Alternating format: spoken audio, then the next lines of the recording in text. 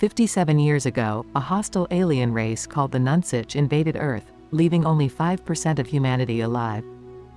Those who survived were compelled to take refuge underground, with only a handful of oblivious stragglers resisting the move to subterranean life. For the majority, re-emerging meant donning the uniform of a soldier stationed at an outpost, where a 100-day tour of duty awaited. Recruits, like someone, received the customary pep talk about fighting for their future as tanks ferried them to their designated outposts. Along the way, they witnessed stragglers being forcibly taken to a fortress called Exilium.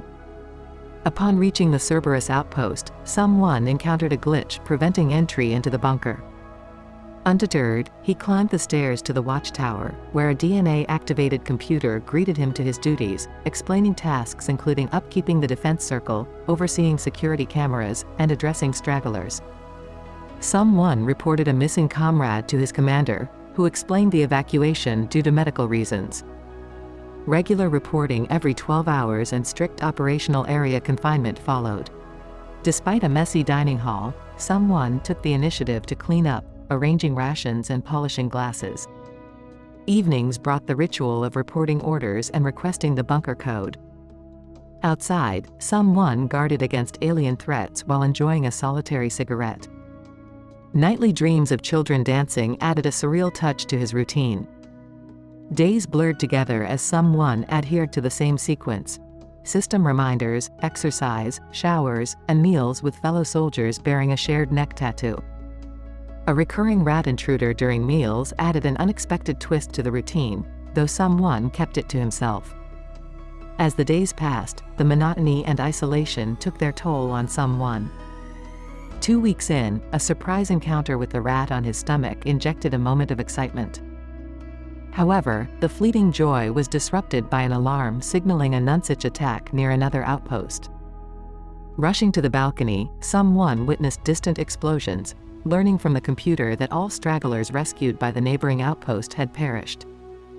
Intriguingly, a security camera revealed movement in the bushes, prompting someone to report a potential alien sighting to his commander. However, his boss dismisses it as some animal because the Nonsuch isn't in his area. Some days later, the rat approaches someone while he's eating, and he manages to make it stay by offering some food. Now the rat has become his companion, so someone names it Doc. That day, an alarm alerts him of a malfunction in one of the cameras, and someone has to go outside to do technical maintenance. He's always keeping an eye on his surroundings, and every animal noise he hears gets on his nerves. When he finds the camera, he fixes it quickly, but before he can leave he hears a weird noise, and when he looks around he finds a tree covered with scratches. He decides to keep going, and on another tree, he discovers a dead bird holding the tags of VAC 7, which is the name of the soldier he replaced. Days pass, and the routine of someone's solitary outpost existence takes an unexpected turn. At that moment, the system alerts him of toxic emissions in the area, prompting someone to don a filter on his helmet and proceed cautiously through eerie green smoke. His journey takes an unexpected turn when he stops to examine a strange moss on a tree, unable to resist tasting it. Back at the outpost, someone reports his findings, only to be met with dismissal. The commander attributes VAC 7's disappearance to Exilium and brushes off the dead bird as the act of a deranged straggler. Frustrated and desperate for answers, someone resorts to self-harm, sliding a knife between his arm and his device brace. As days pass, someone's territory checks become increasingly ominous. Toxic alarms and dead birds continue to haunt him, and encounters with unidentifiable creatures raise suspicions. Attempts to report these incidents are met with skepticism from the commander, who insists they are merely animal encounters. As someone digs deeper, a bloodstain behind furniture hints at a darker truth. VACs the 7th of May have chosen self-deletion. Denied access to security recordings, someone breaks into VAC 7's locker, revealing clues in the form of an old radio and a sketchbook. Intriguing drawings connect to a neighboring outpost called Graham, leaving someone puzzled. Weeks go by, and someone's obsession with VAC 7's drawings grows. During a territory check, he attempts to breach the perimeter to reach Graham, only to be thwarted by an implant-induced pain. Undeterred, he climbs a tree, desperately trying to communicate with Graham's soldier using VAX 7's tag. However, all efforts prove futile. Returning to his outpost, someone faces technical malfunctions. A sudden blackout reveals a haunting image on the screens, an ominous figure standing behind him. The power outage temporarily disrupts the brace's readings, but someone, armed with a flashlight, ventures out in pursuit of the mysterious presence. A flare illuminates the surroundings, but all he discovers are harmless baby birds. Power restored, someone rushes to report the anomaly to the commander, who remains unconvinced. Skepticism prevails, and the commander assures a technician will assess the systems. Despite efforts to access archives, an electrical surge wipes out data, leaving someone with only the last few minutes. The next day someone tries to go through the usual routine, but he starts feeling sick. He takes some medicine, but he's so upset and nervous that he breaks a glass when he tries to clean it. Suddenly he hears a children's song coming from the locker and discovers it's the radio. It's Cur 4, the soldier at the Graham outpost, and he's asking for VAX 7.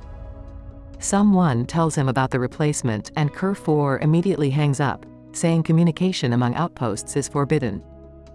Later, electricity fluctuations prompt someone to contact the commander regarding the overdue technician.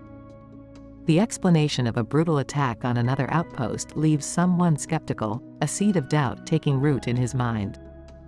Sharing his suspicions with Doc, his newfound companion, someone becomes increasingly disillusioned with the chain of command. Days drag on, with someone still battling sickness.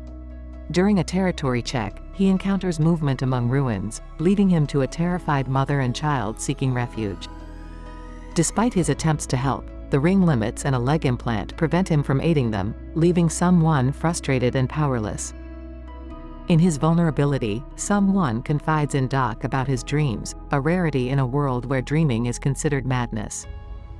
In an attempt to break the monotony, he ventures into the night forest, shooting a deer and consuming it raw, a sign that his grip on reality is slipping.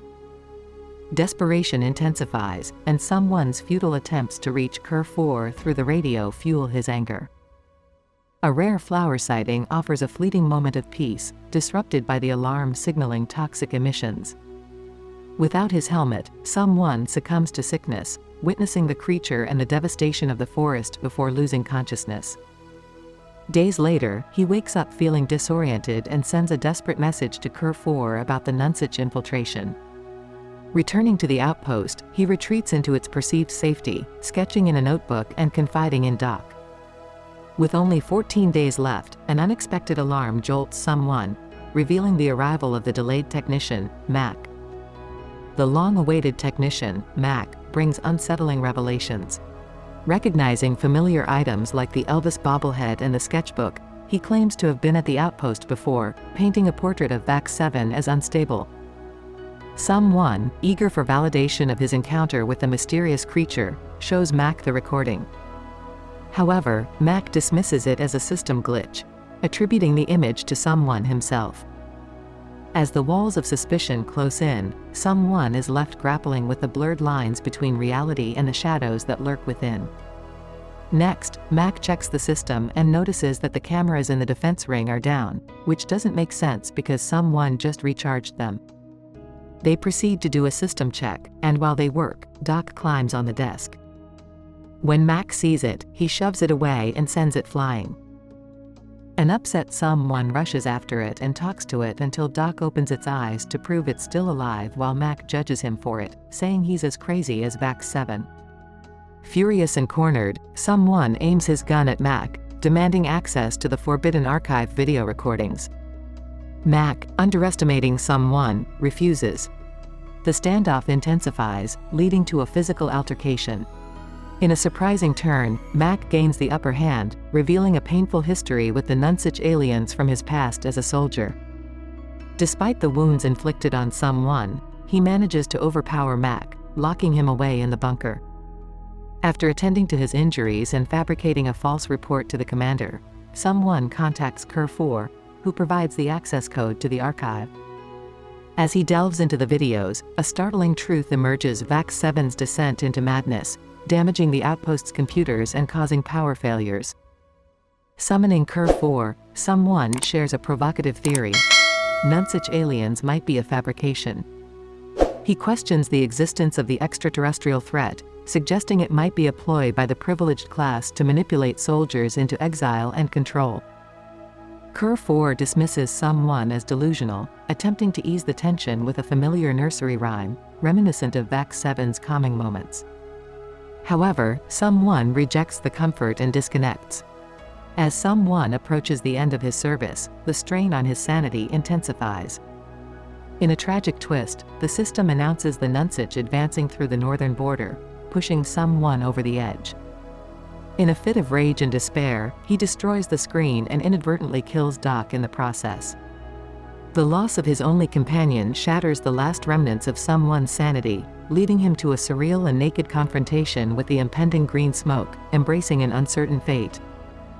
At that moment, the creature he's been seeing shows up and starts chasing him through the woods.